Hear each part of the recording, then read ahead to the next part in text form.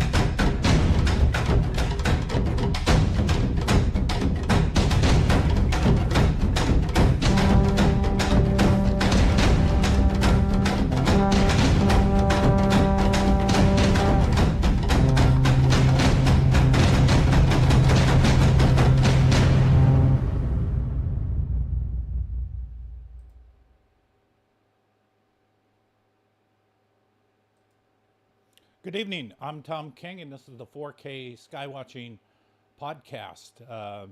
It's going to be a fun Friday night.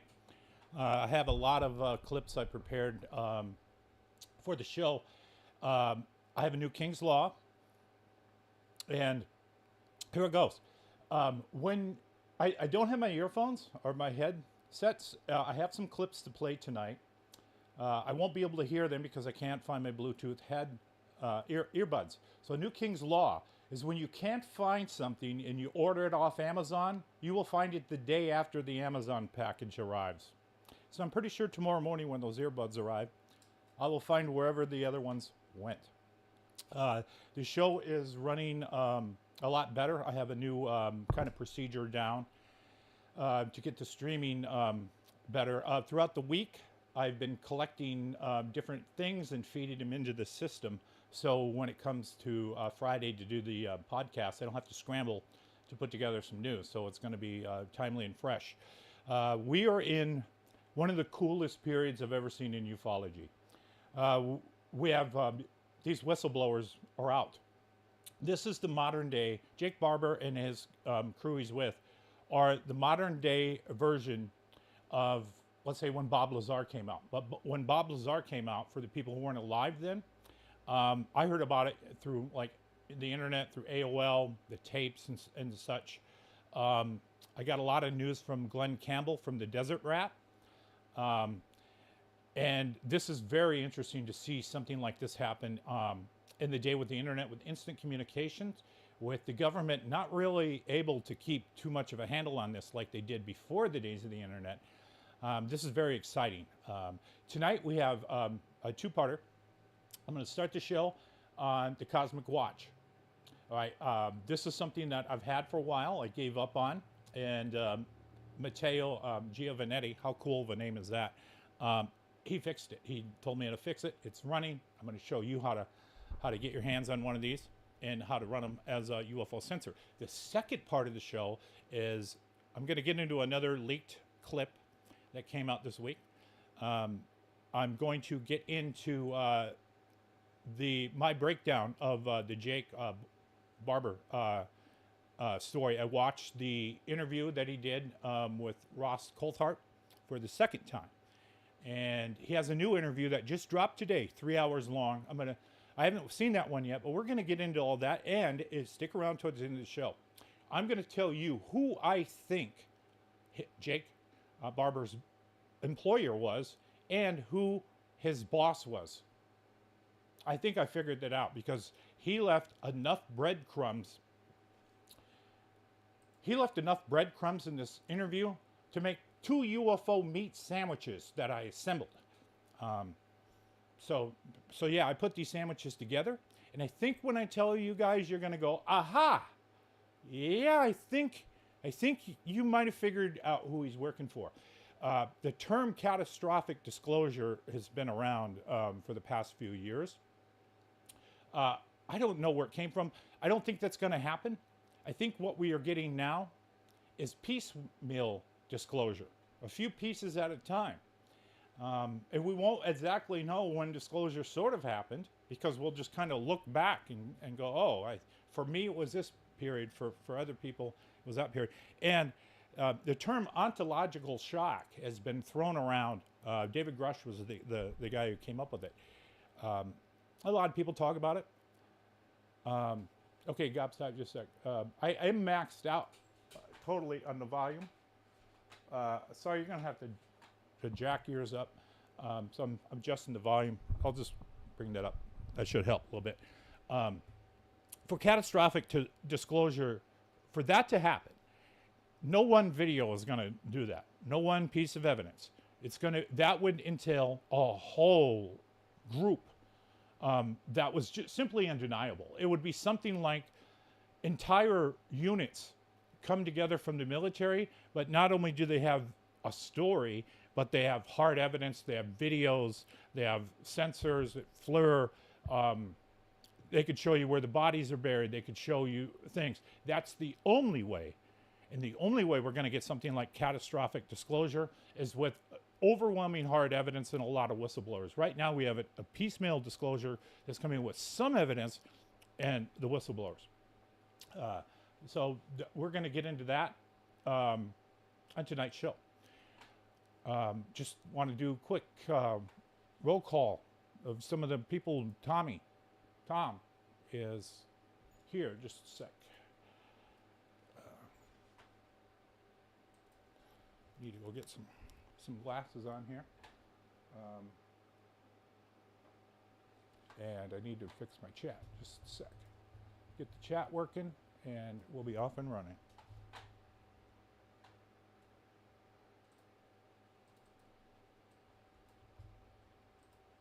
It should be working. All right. Got a couple new moderators in here.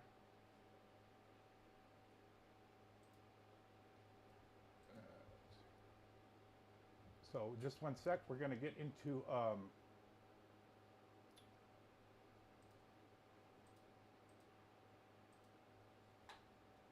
Metal Gaming is here. We got Tommy Tom. Got some new moderators. Gabastop. Yeah, I'm trying to get the volume here up and going. And get the chat going.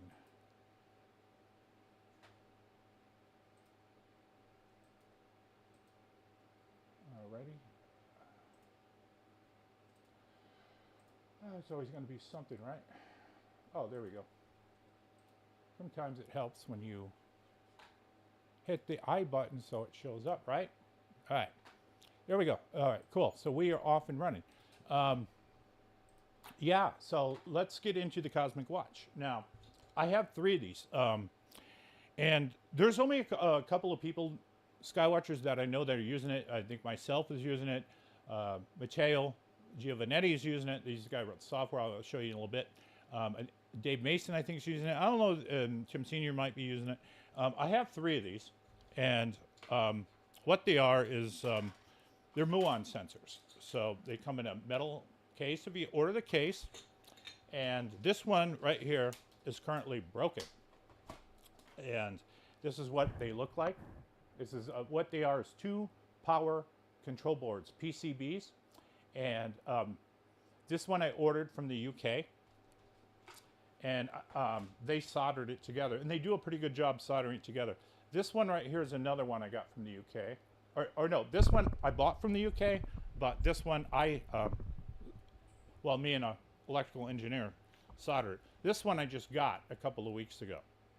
They're pretty much, this is like a version 3 or something like that. The only difference is mainly USB-C, and then I think this is USB-B. I think, micro B or mini B. But pretty much the same deal. And these are one of the many sensors I use for sky watching. It's possibly a UFO detector. I use that. I use, Hacker RF. That's another one. A Geiger counter. A little bit of everything. So, okay, cool. Hey, Mr. BoobTube made it. All right. So let's get into. So what happened is I was using these for about a year and a half, and they broke. In November 26th, I had 2 of these, and I stack them so that way the MUON will go through one and then hopefully into another one. So I had 2 of these working, and November 26th they stopped, and I couldn't figure out why. The best I could ascertain was a Windows update killed it, or .NET update, something like that. I had a laptop that is not wireless, and it's disconnected from the internet, and it worked on that laptop for 30 minutes, and then it bricked. All of them found out that was connected to the internet. So I'm like, okay, Windows update. So I put a new copy of Windows on, or I tried to, Windows 10, without all the, the Windows updates that you need.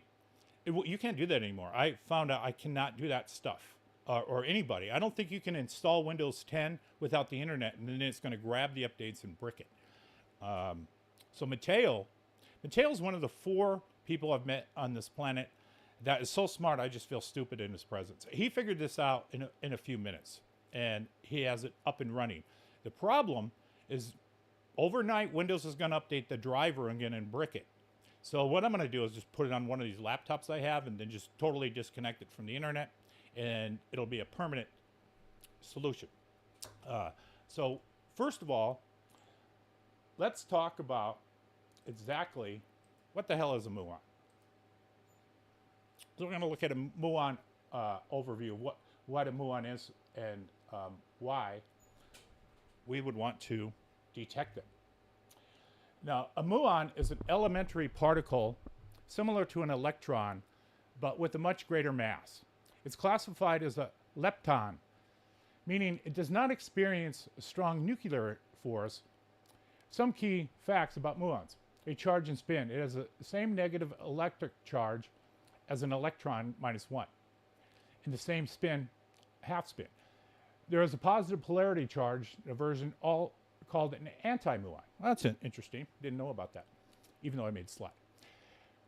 The mass is 207 times heavier than electron. The decay, unlike electrons, MUONs are unstable and decay into electrons, neutrinos, and other particles in about 2.2 microseconds. What that means is they go from the atmosphere down to our level in 2 seconds, traveling at the speed of light. Creation of MUONs is commonly produced through a cosmic ray and interactions through Earth's atmosphere and high-energy physics experiments like those with CERN. So you can create a MUON with the particle accelerator like CERN has. Now, detection. Since they are highly penetrating, MUONs are often used in imaging techniques to scan dense structures, including pyramids and nuclear reactors. So you can look into a pyramid and find hidden chambers with a MUON. I don't know how they do it, but here they do it. Or how a MUON's detected. One is scintillator detectors. That's what we have, the Cosmic Watch. Another one is Cherenkov, I don't know what that is, sounds Russian, detector. The third one is a gaseous detector, a wire chamber, drift chambers, time projection chambers. I have no idea what any of that stuff is. Emulsion detectors, all right? Or a MUON chamber in a collider experiment. Now, how long does a MUON last? Well, it lasts longer than most men in bed. A MUON has an average lifetime of about 2.2 microseconds before it decays. MUON decay process. MUON decay via weak interaction into an electron for a positron for anti-MUONs and 2 neutrinos. This is really on a physicist level. Relativity in MUONs. The 2.2 microseconds is short. Relativity allows MUONs to travel much further than expected before decaying. MUONs create are created in the upper atmosphere from cosmic rays that should not reach Earth if we only consider classic physics. However, due to time dilation, from Einstein's theory of relativity, muons moving through or moving near the speed of light experience longer lifetimes in our frame of reference, allowing many to reach the ground. Now, could UFOs produce muons? For an object to emit muons, it would need to be highly involved in a high energy process, similar to those found in cosmic ray interactions when high energy particles hit the atmosphere, particle accelerators like the Large Hadron Collider, and nuclear reactions are exotic propulsion systems. Hypothetically, if a UFO was producing muons, it should suggest extreme high energy phenomenon, possibly linked to high-speed travel or unusual propulsion methods. Interactions with the atmosphere, similar to cosmic rays, generate when muons are colliding with the air.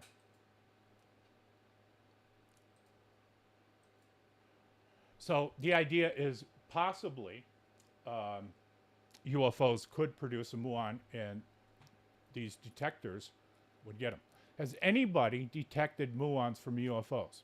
There's no confirmed scientific studies that show excess muon radiation from UFO sighting. However, some researchers claim the anonymous electromagnetic radiation signatures have been observed near certain sightings. If UFOs were generating muons, they would need to be produced in a very high energy particles, which would likely also produce gamma rays, X-rays, and other ionizing radiation, something that should be measurable. Okay.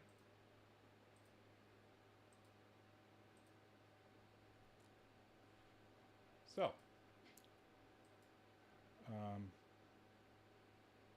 just a second.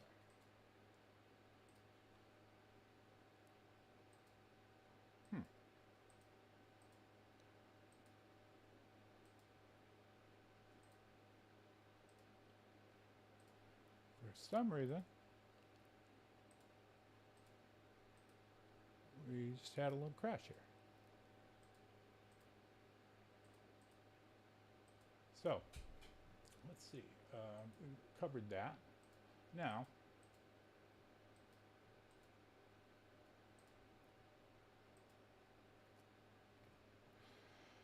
of course, something weird has to happen.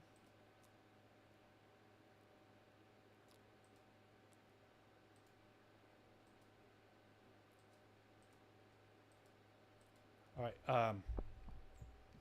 So that was my little slideshow on that. Now,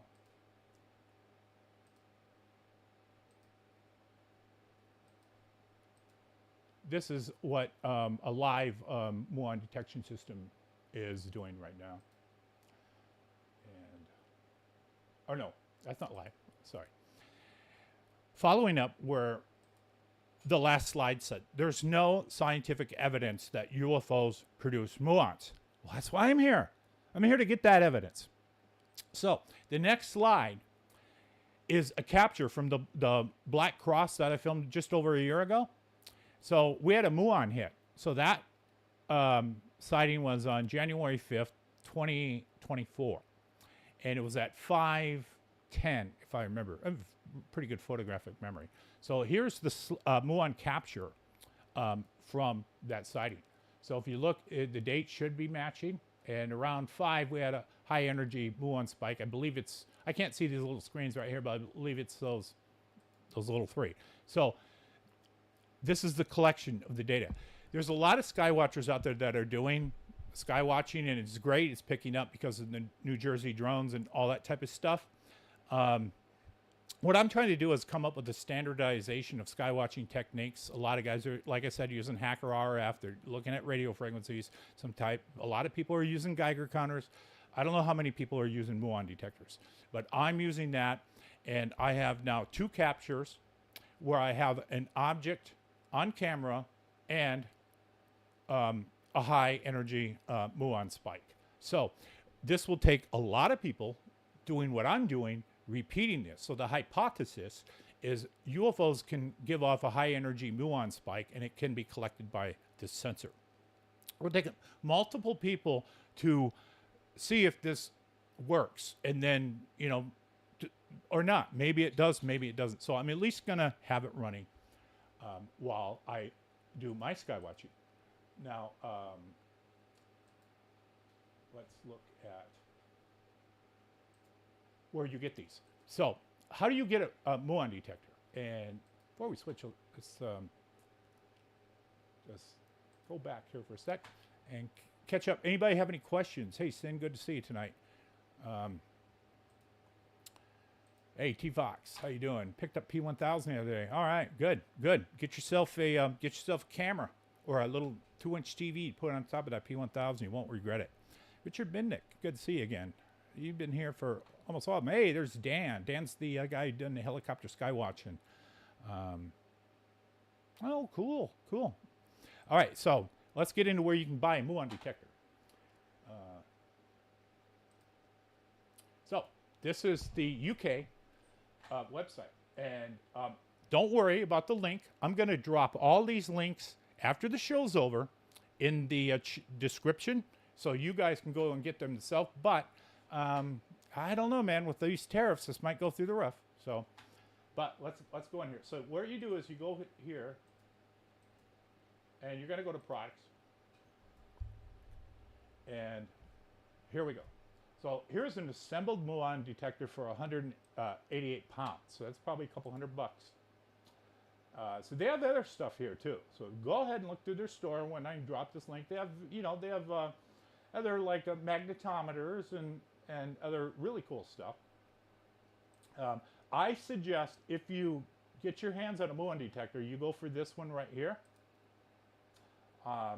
It has the enclosure. It's plug in and play. All right. Do not try and solder this yourself.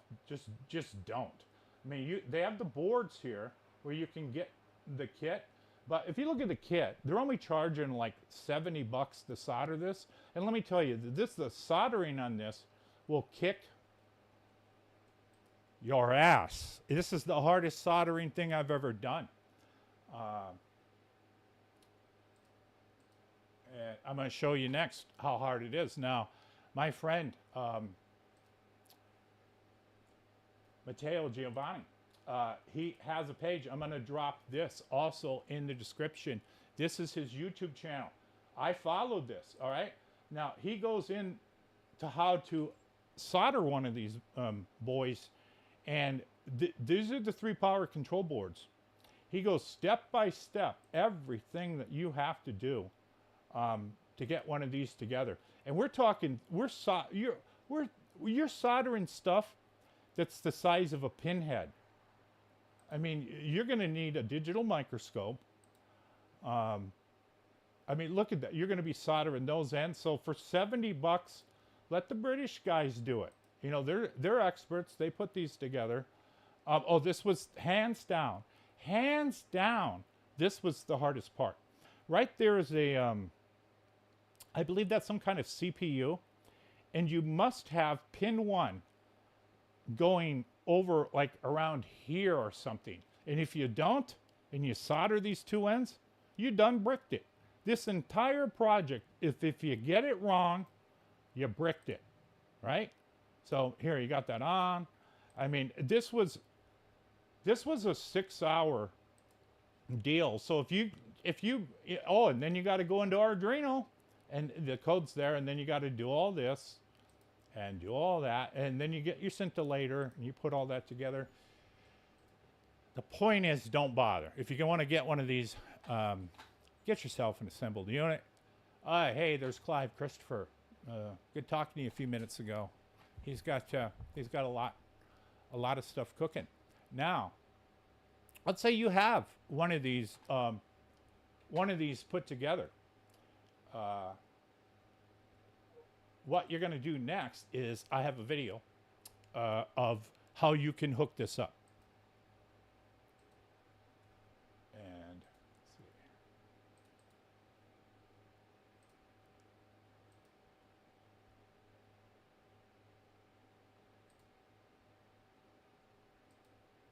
All right. So, and I'm going to drop this video in this, the URL to this video will be dropped in the description. This is an MIT website. And the brilliant people from MIT are the ones who came up with the Cosmic Watch. And here what I'm doing is I'm downloading the software. So what I did is I went to the GitHub website. I downloaded a zip. And then from there, I unzipped it on the C drive. I don't have any earphones, so if we do have any audio echoes, let me know and I'll kill it. So here, then you start it. You go into the DOS prompt and you pick option 1. And option 1 will connect to you, I believe. Or no, sorry. You do 1 first, and then the second time you're going to do option 4. When you do option 4, that will bring up firewall there. And what that's going to do now is it's going to allow you to connect to the Cosmic Watch to the MIT website.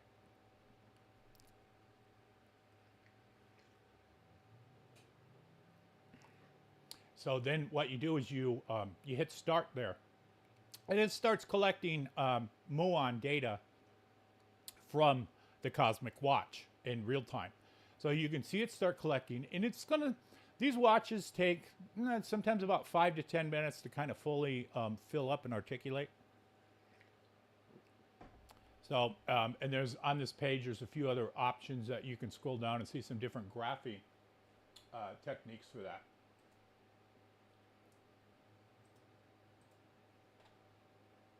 And this is a live MUON hit counter that's coming in real time. All this data is there so it can be stored and you can retrieve it. This is how I've been running the Cosmic Watch for about the past couple of months when I'm running it. The downside of this is you have to be connected to the internet for this to work. Another downside is you don't exactly know when a high energy MUON spike has happened. Another downside is you have to manually save this, which at the top there's a couple buttons over there of open and save. And in a minute, we got about a minute left on this clip, and I'm going to go through. So this is a walkthrough. This whole video is a deep dive on how the Cosmic Watch works for UFO skywatchers. So after a while, when it starts collecting, if you were to film a UFO, you would want to have this data at your convenience so you can see, did you have any high energy spikes that happened? And you're going to see in just a minute just why I call Mateo, he's just a genius. Because this is MIT's website.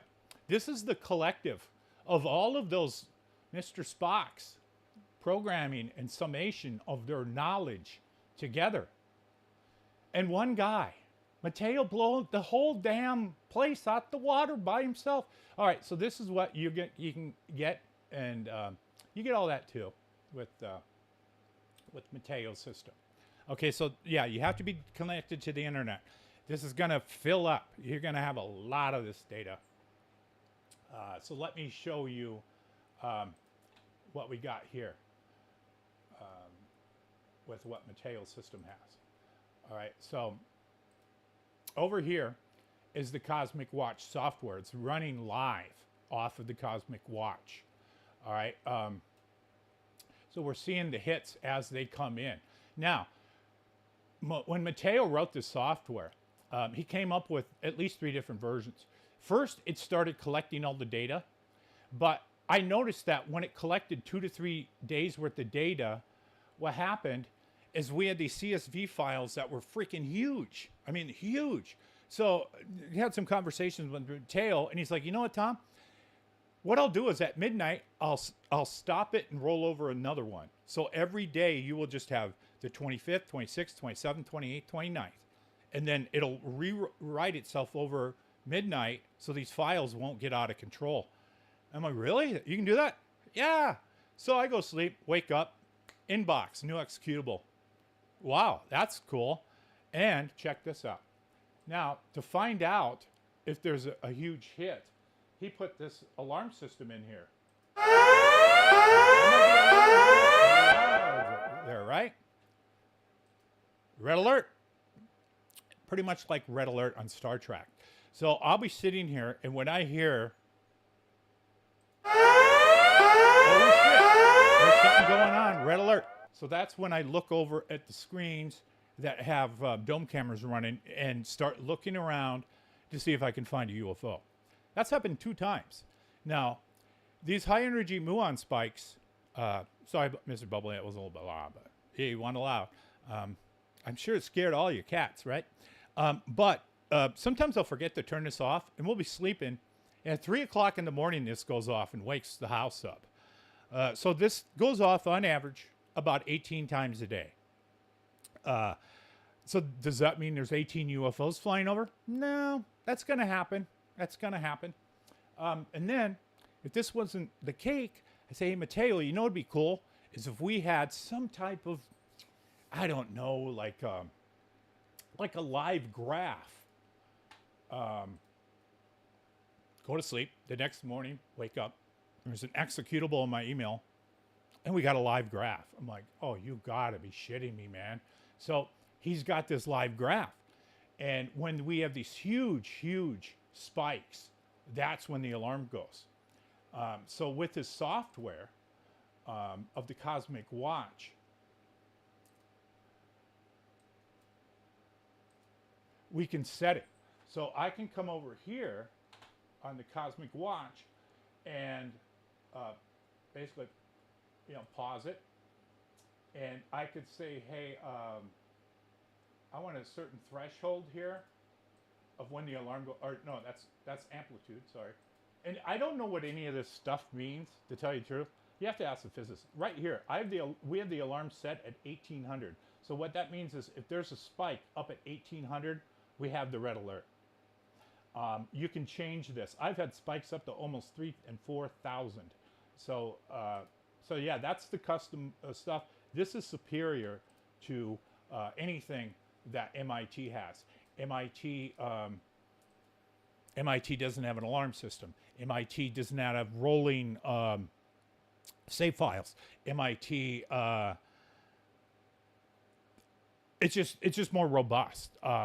So if you get a Cosmic Watch and you're interested in the software, I talked to Mateo yesterday. He said we can make it available for you for the big price of $0. So how's that? This guy's a freaking genius. He's a Python programmer and a lot more. He's an electrical engineer. He's one of the smartest people I've ever met on this planet. And we are lucky to have him in the UFO field. So that is a quick rundown of how the Cosmic Watch works, how the alarm system works. Yeah, cats get scared just looking at them. Ha, yeah, well, okay. No, to stop abductions, you need to put a video camera on yourself. So that's the Cosmic Watch. Now, let's get into let's move, shift gears a little bit into some of the UFO news. I've talked about last time about people saying, why don't you just dump everything on the internet? Okay, that's happened. It's happened yet again. Let me locate this clip here.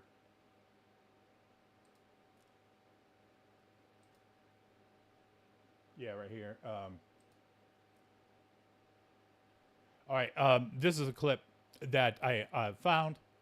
I ran it through a couple of 4K AI engines. I also ran some stuff through AI still frames too, and we're gonna look at those pictures. But let's look at this leaked video, and you guys tell me what you think. So this came across 4chan again. Apparently, this is a recovery of the sports model. If you look at this, you can see what looks like a couple of upper domes up at the top. I don't know what the black thing is. I don't even know if this is real. I basically come at this with the entire thing was bullshit until it's proven otherwise. This could simply be a still image of the background, and it just has the animation going over it. I don't know what the two little holes were going around the side. I do remember and there is a 3D animation going on. I think Bob Lazar was helping them recreate the S4 area where that's where you went in the ship. I have no idea.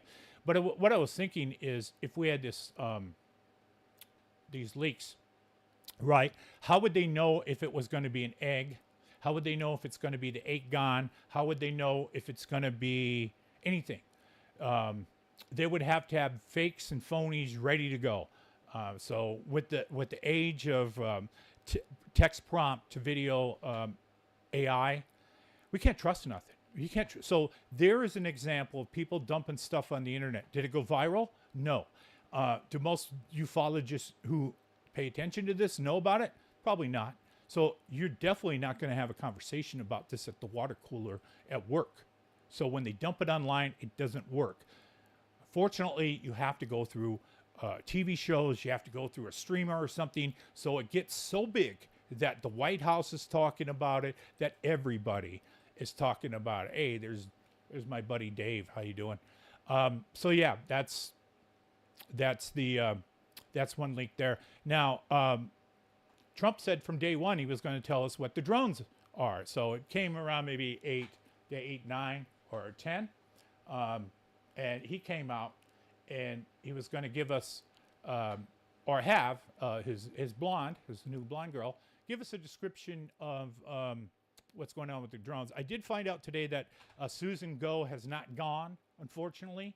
She's a holdover, but I'm pretty sure she's going to get the boot.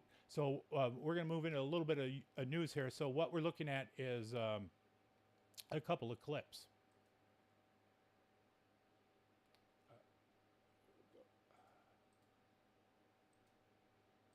You hear all of these officials. You've heard a lot of concern, a lot of coverage. Where are you tonight on this? As we look at the information we've got, Brett, and we've now examined some 5,000 different sightings, we've added detection capabilities, additional observers.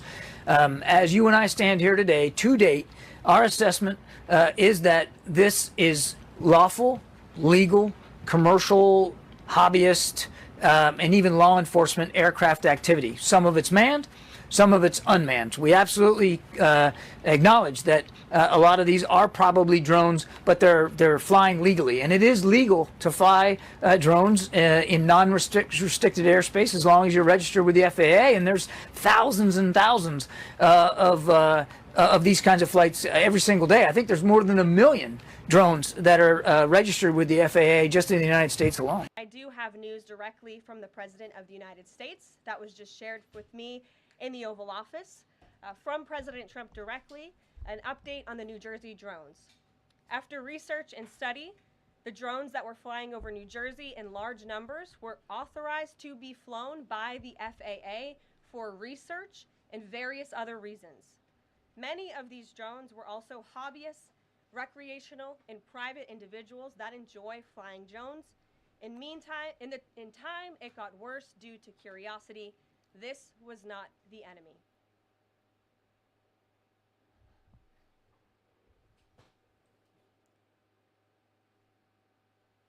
So, pretty much two different administrations, same damn story, right? So, we know now that with the Trump people out, we're not going to get any catastrophic news from them, because if Trump came out and said aliens are real, then that would undermine him being the center of the conversation. So I just don't think that's going to happen. But the drones are back. I heard they were in Ohio. A police officer came out. We have this does not explain when the White House says this was simply misidentification of consumerism and mass hysteria. That's not what happened at all. That doesn't explain the 2001 drone that kicked the police helicopter's ass in Tucson, kicked 2 helicopters' ass, went over 100 miles an hour, went over a ridge at 14,000 feet, and where it's very cold, and it flew for over 90 minutes. Whose drones were those? Doesn't explain the Palo Verde nuclear power plant. drones. It doesn't explain the drones that harassed our warships off the California coast. It doesn't explain the 27 incursions over Langley, Virginia. Why in the hell would the FAA allow this, then have a no-fly zone for the drones they allowed? So this is simply, when it comes to the federal level, our government just puts, gee golly, I don't know. It's a complete lie. The cover-up comes from the executive down. They might sidestep Congress, and some of the people in Congress don't know, but definitely the President of the United States does have the power to look at this. And if he doesn't, then we have a rogue operation that's funded and totally manned without the President knowing anything about it. So much has came out. Like I said, they left so many breadcrumbs, we can make a sandwich out of it. These guys who came out, these new Skywatchers, well, that's great. We have some new Skywatchers. The more, the merrier. I would like more Skywatchers. So, like to see these guys as come around and totally give us what's up. Welcome, all around.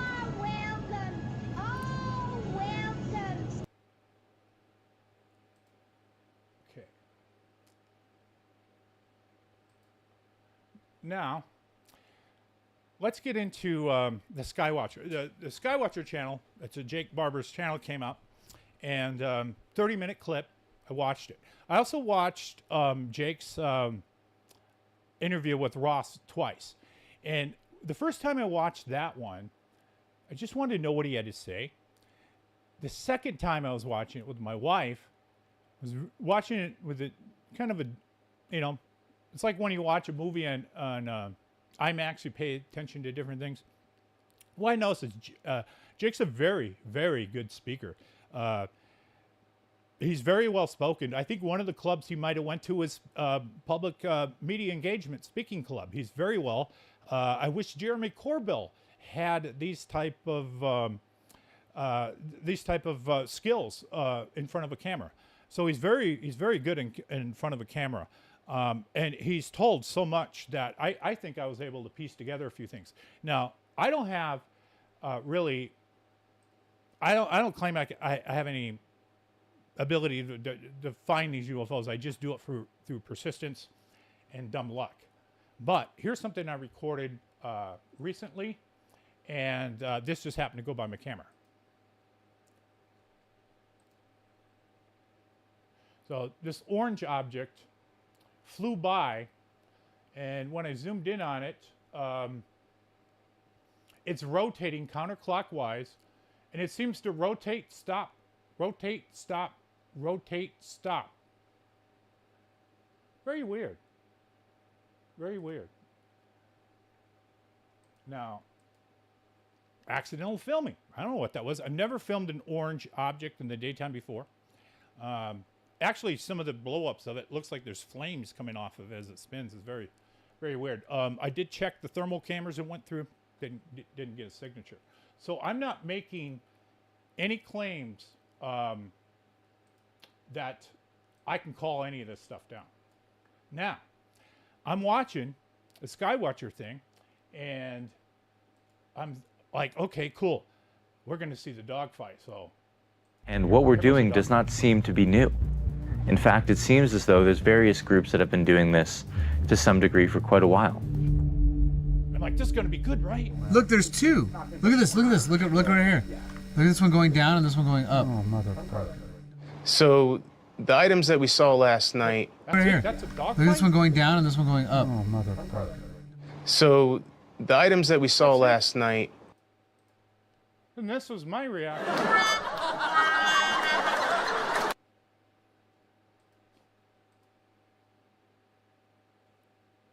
You guys said you, okay, this is, how did you guys get an egg to surrender itself?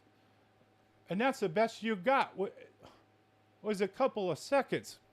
All right, but I'm breaking their balls a little bit. But hey, that was the first time out. This happens to the best of the best. I go out skywatching all the time, and people think, well, you got the Tom King here. They're going to show up. You know what happens? Nothing. Nothing shows up. This is what is supposed to happen. Not a damn thing. But you do this like 50 times, and you get lucky. So don't expect these guys to blow to blow the doors off the first time. I don't. Nobody does. So yeah. What do you guys think? That was their, their first outing. I did find out that the place that I'm not going to repeat it, but the place that they Skywatch at was outed by Dave Betty on Twitter. He went and put, it was Metabunk found out where the Skywatching location is and posted it, and then Dave went and posted it too. So the place that they Skywatch in is no good now. Because what do you think Metabunk's going to do? Show up with a 6-pack of Chinese lanterns and launch them? Try and trick these people? And in Tucson, Tucson has Chinese lanterns that launch every December. It's a Chinese thing. Hey, Invisible Tracker, good to see you. So, yeah. So anyway, so that's what they got. But they have some other stuff. So let's take a look at some of the other items that they have. Now, first,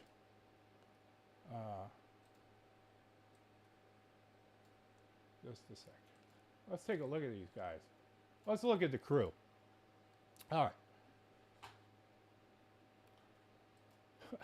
All right, so this guy here, he was unnamed. I didn't get his name.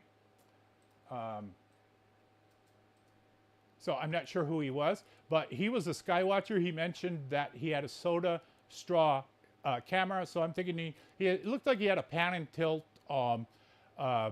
possibly a Sony AX6 or a Panasonic because of the heads-up display. I kind of recognize that. The next guy here is Dan Fletchenhar. All these guys are badass people. They're not people you want to mess around with. I wouldn't, if you're talking shit about them on Twitter, be careful. Fred Baker, I think this guy was, Special Forces or something like that. And yeah, these guys have that look that they've seen stuff. And of course, the main guy, Jake Barber. People, I notice he doesn't blink a lot and he keeps his eyes open. He's very alert. My theory is his eyes are probably the result of flying around with night vision goggles on. If you drive to work and drive home with night vision goggles on, you probably have a look like that too. And then we have Jordan Jozak. I believe he worked, he was a psionic expert. I think it was 2005 to 2010 or 2000 to 2005 era that he was doing this. Now, I would probably guess he might be the guy who got the egg to land. One of these type of guys is the guy who has the ability to do this. And then we have Michael Basta. Again, this guy looks like a black belt and something. I mean, this is a fuck around and find out with these guys. You guys don't want to, run into these guys in a dark alley. So that's the crew that we saw in the first one. There's probably a whole bunch of people around that are camera people and whatnot. Rich thinks the egg's a hoax. Well, if you think it's a hoax, let's know. We don't know yet. It could be. But what I think is going to happen with this group is this is going to be, with the Skywatcher group, it's either going to fall apart really fast, and it doesn't take much for this UFO Jenga to fall, or this is going to be something damn huge. We're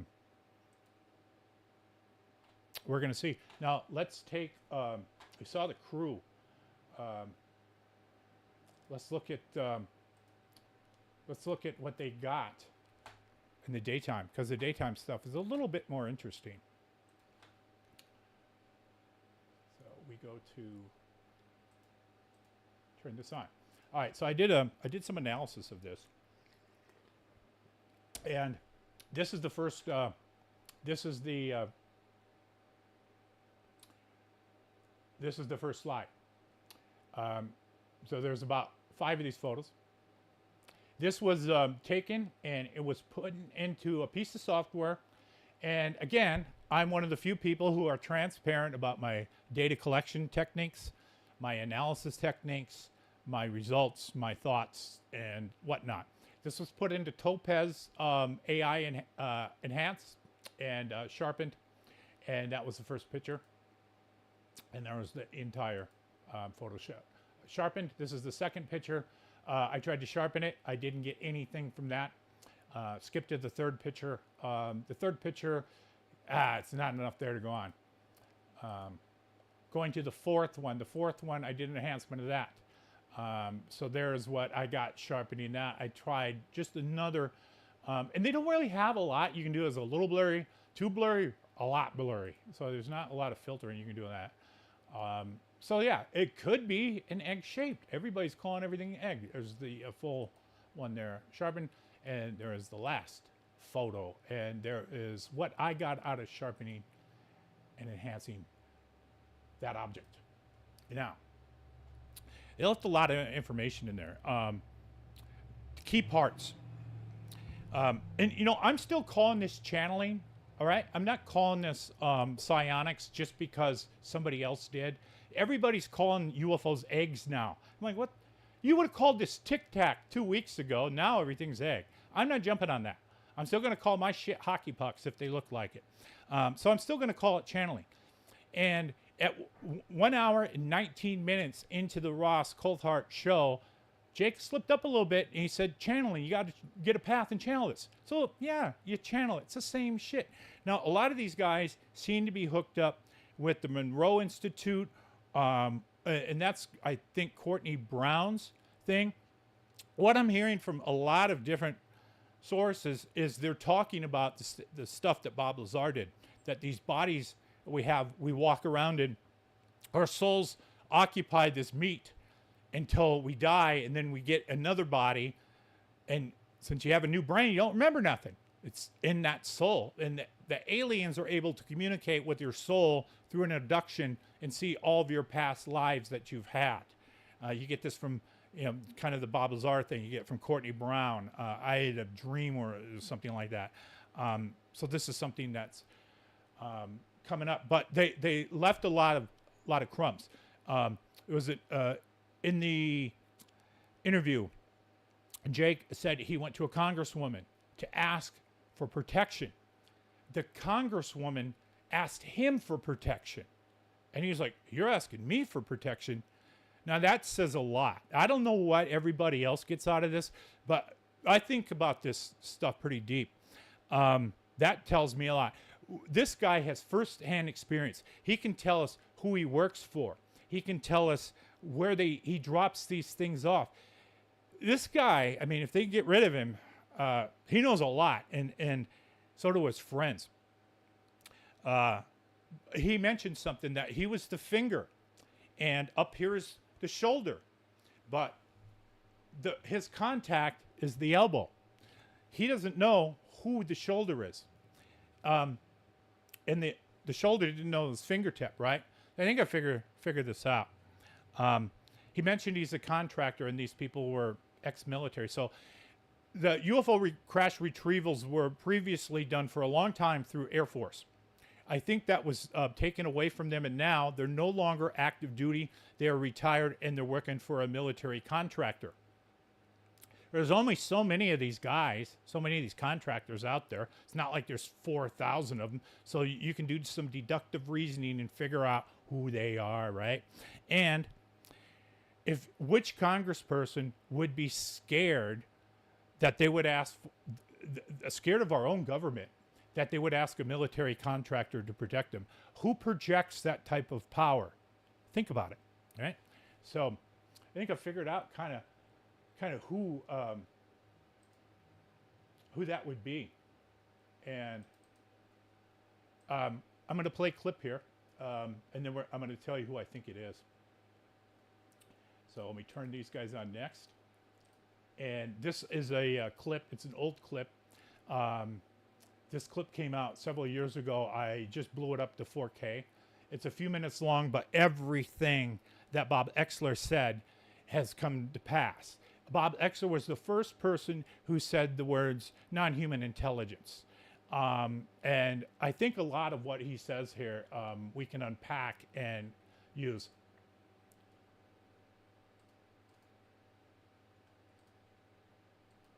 I started out extremely skeptical about this whole thing. I thought this was just rubbish from the tabloids, but I was surprised to find thousands of U.S. government documents from intelligence agencies that tended to indicate that there was a little bit more to this than met the eye.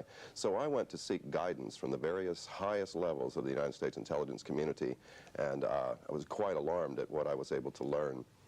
Now we are, in this report that we're now going to show, we're going to hear a conversation featuring you.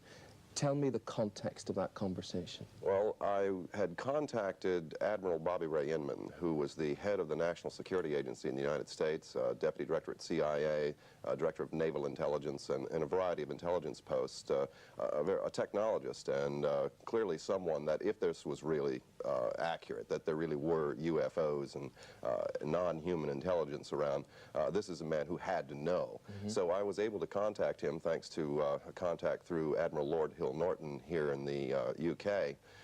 And this conversation, he alarmingly not only indicated that these issues were covered under national secrecy laws, but that the United States government did in fact have possession of the hardware associated with this. In other words, this was an actual physical phenomenon. As a craft, a spaceship. Several of them, and they were in operational condition, which I assume suggested that they had been in contact, that they had been given these craft for some reason or another, because they certainly weren't crashed vehicles.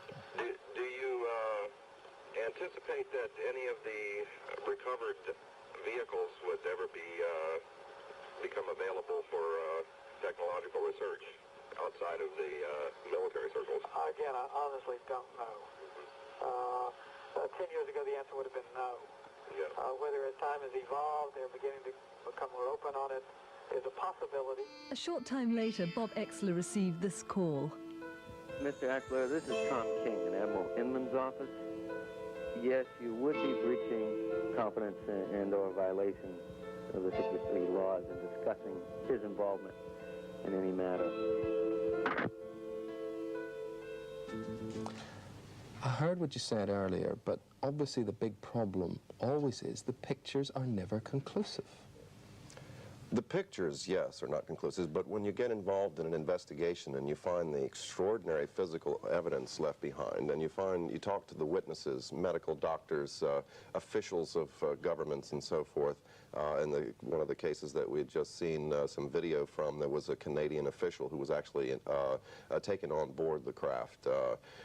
When you subject these areas of testimony to lie detectors, polygraph exams, using the kind of technology that we have to determine whether someone's actually telling the truth or not, the results become absolutely nothing short of alarming. Okay, if these governments, the Canadian government, the American government, if they are in possession of spacecraft, if they have made contact with aliens, why don't they tell us? What I was able to learn is that the issue of secrecy dates back into the early 1950s, and in 1959, actually, NASA had a study conducted by the Brookings Institution in Washington, D.C., addressing the issue of whether this alarming issue of a confrontation with an extraterrestrial culture should be released to the public, this information. It was determined that there would be grave consequences for just an overt public pronouncement by government officials. So a determination... What does that mean? We would all panic? Well, not necessarily just panic, but the issues that it presented, not only theology, but issues involving economics, standards of monetary concerns. If you acknowledge type of technology that renders fossil fuel-related industries obsolete, yes, for example, you have grave consequences economically all the way around the world. Of course you do. All our values are rendered useless and worthless then, yes. The determination was made that the only way to avoid this chaos would be through a slow indoctrination process over a matter of decades. You really believe? Have you had a close encounter, as they say, or have you seen UFOs? Well, I wouldn't really call it a close encounter. I think it has more to do with the contacts I've had with the U.S. intelligence community and being a technologist, being called in to analyze various video films and photographic evidence.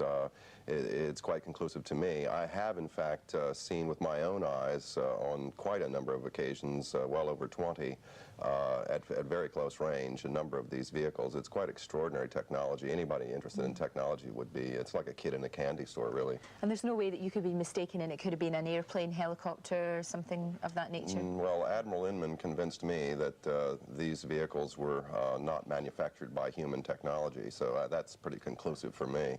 Do you think, though, that the government know this is happening, know that it's going on, but why don't they want the rest of us to know? Why do they not want that? Yes, you are correct. The government, many governments around the world do in fact know. In fact, NATO conducted a study in the 60s involving quite a number of these incidents.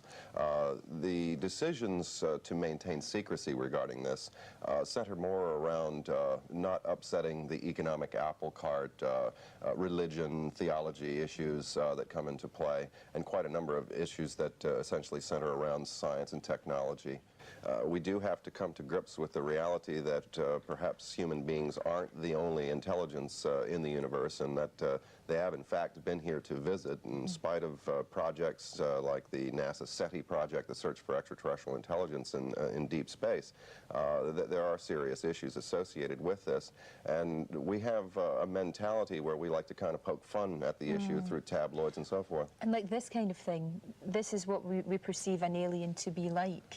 Well, these are actual photographs taken from a case up in Canada that have indeed been authenticated by a Canadian government official who was taken on board the craft and apparently had some form of telepathic communication with the occupants, the pilots of the vehicle, as you might say.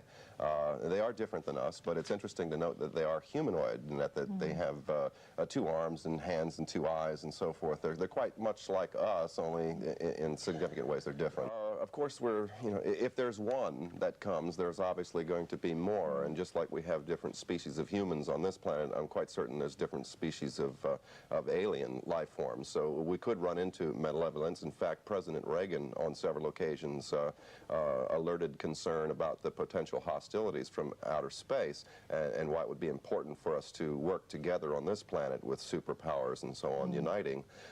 Clearly, the problem that we're confronted with here is that although technologically these beings may be more intelligent than us, we appear to be more advanced in areas of civility. We have emotions and things like that, and we have concern for our fellow man, whereas that doesn't seem to be the case necessarily in some of these other cultures.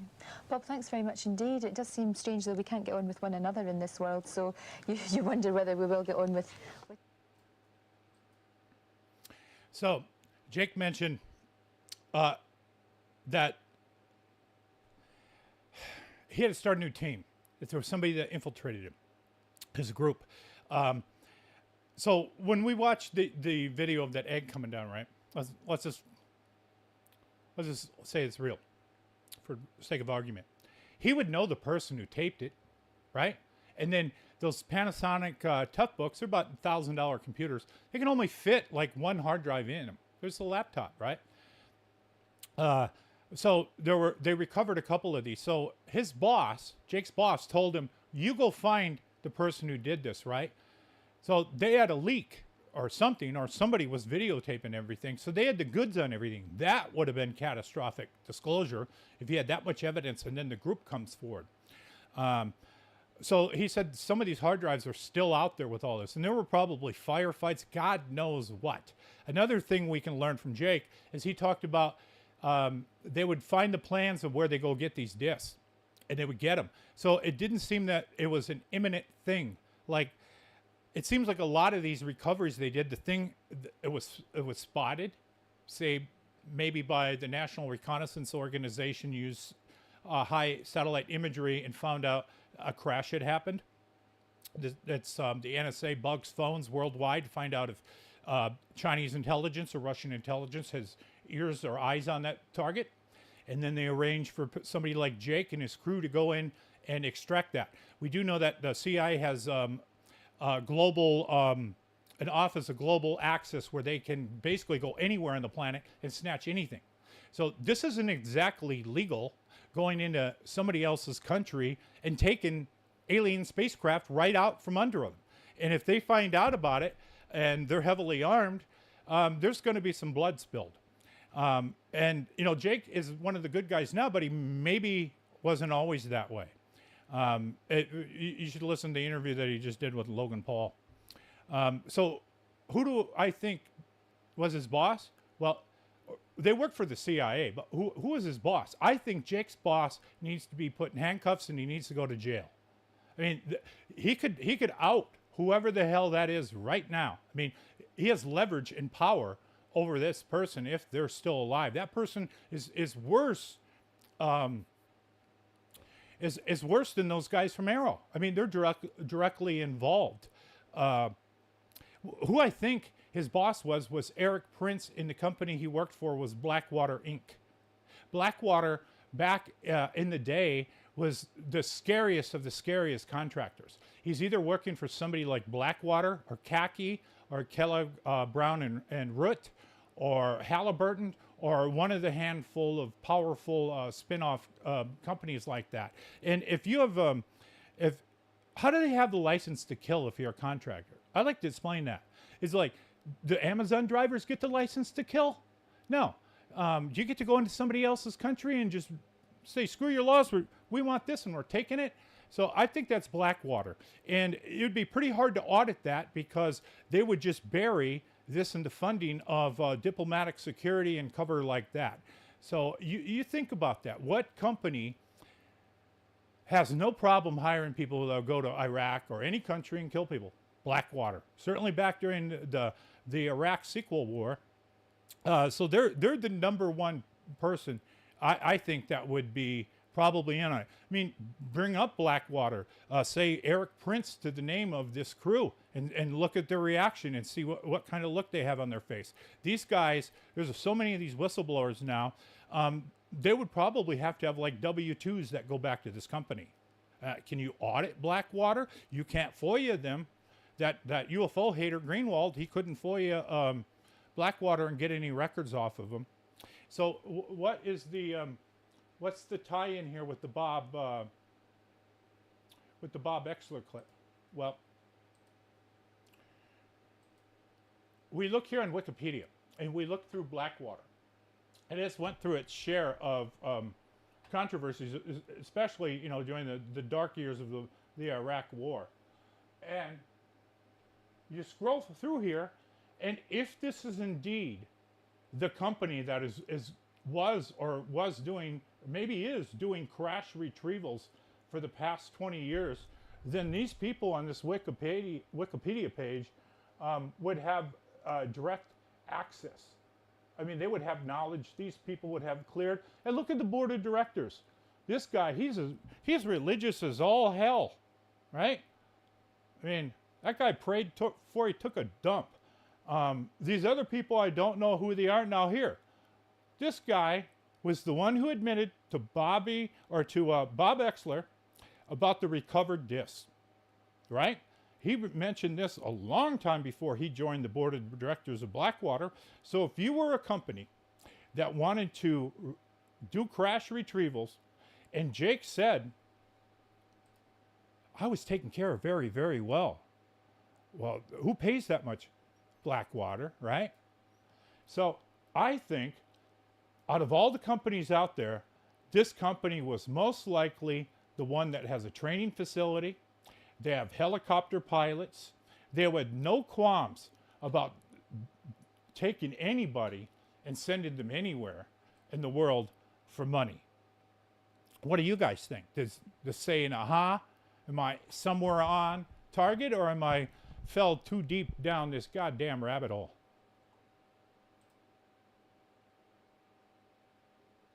That'd be a good lesson. Yeah, I think it was like Jake mentioned. What the hell's an airline mechanic doing in Bosnia, going after a war criminal? Well, use ChatGPT, since Google isn't any good, and find out what war criminals were arrested by, say, Blackwater, right? And he might have said just too damn much. And the debunkers out there, they're not really seasoned on the video. They're going after all the other stuff. They're going after the psionics. They're going after any slip up he said, poking holes, thinking if we can get you wrong on one thing, then the whole house of cards comes down. But that only works for like people who are positive on UFOs. The haters can be wrong all they want. Mick West is wrong 500 times every day. but he's shameless, so he doesn't go away. But ufologists have to be correct all the time.